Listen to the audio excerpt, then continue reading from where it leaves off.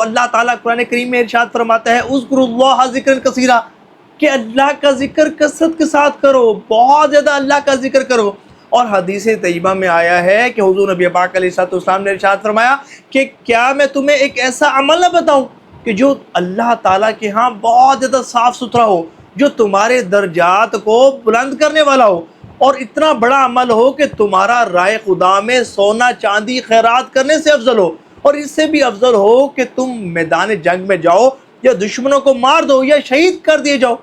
تو عرض کی گئی یا رسول اللہ صلی اللہ علیہ وآلہ وسلم ارشاد فرمائیے کون سا ایسا عمل ہے، اتنا بڑا عمل جس کے متعلق آپ نے ارشاد فرمایا اور اتنی زیادہ فضیلت اس کی بیان فرمائی۔ فرمایا کہ عمل یہ ہے کہ ہر وقت تمہاری زبان اللہ کے ذکر سے تر رہے۔ بروز قیامت انسان کو سب سے زیادہ حسرت اس گھڑی پر ہوگی جو گھڑی بغیر اللہ کے ذکر کے گزری ہوگی۔ جنت میں کوئی حسرت نہیں سوائے اس حسرت کے، جنتی بھی حسرت کریں گے کہ کاش وہ گھڑی کے دنیا میں جو گھڑی ہماری بغیر اللہ کے ذکر کے گزری، کاش کہ اس گھڑی کو اللہ کے ذکر میں گزارتے تاکہ اور زیادہ انعام و اکرامات کے مستحق ہوتے۔ ایک صحابی حضور نبی پاک علیہ الصلوۃ والسلام کی بارگاہ میں حاضر ہوتے ہیں، عرض کرتے ہیں یا رسول اللہ صلی اللہ علیہ وآلہ وسلم یہ ارشاد فرمائیے کہ افضل عمل کون سا ہے؟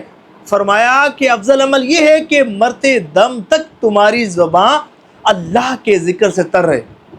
بڑا ہی خوش بخت ہے وہ شخص، بڑا ہی خوش نصیب ہے وہ شخص کہ جس کی زبان پر ہمیشہ اللہ کا ذکر ہوتا ہے، اور اس سے بڑا خوش نصیب وہ شخص ہے کہ جس کی زبان پر اللہ کا بھی ذکر ہوتا ہے اور اس کے حبیب صلی اللہ علیہ وآلہ وسلم کا ذکر ہوتا ہے، یعنی کہ درود پاک کی کثرت کرتا ہے۔ وظیفہ درود و سلام اس کا محبوب وظیفہ ہے۔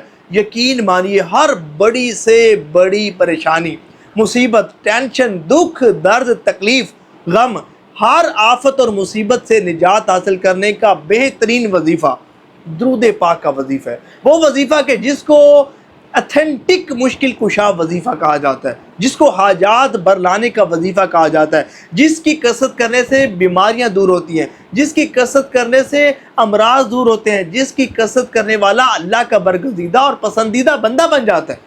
وہ بندہ کہ جو اللہ کی رحمت کا مستحق ہو جاتا ہے جو درود پاک کی کثرت کرتا ہے۔ وہ شخص کہ جو درود پاک کی کثرت کرتا ہے مقام ولایت میں اسے داخلہ نصیب ہوتا ہے، اسے اولیاء کرام کی جماعت میں داخل کر لیا جاتا ہے، وہ بندہ اللہ کا بھی مقرب بندہ بن جاتا ہے، اور حضور نبی پاک علیہ الصلوۃ والسلام کی بھی خصوصی توجہ اور قرب خاص اسے نصیب ہوتا ہے۔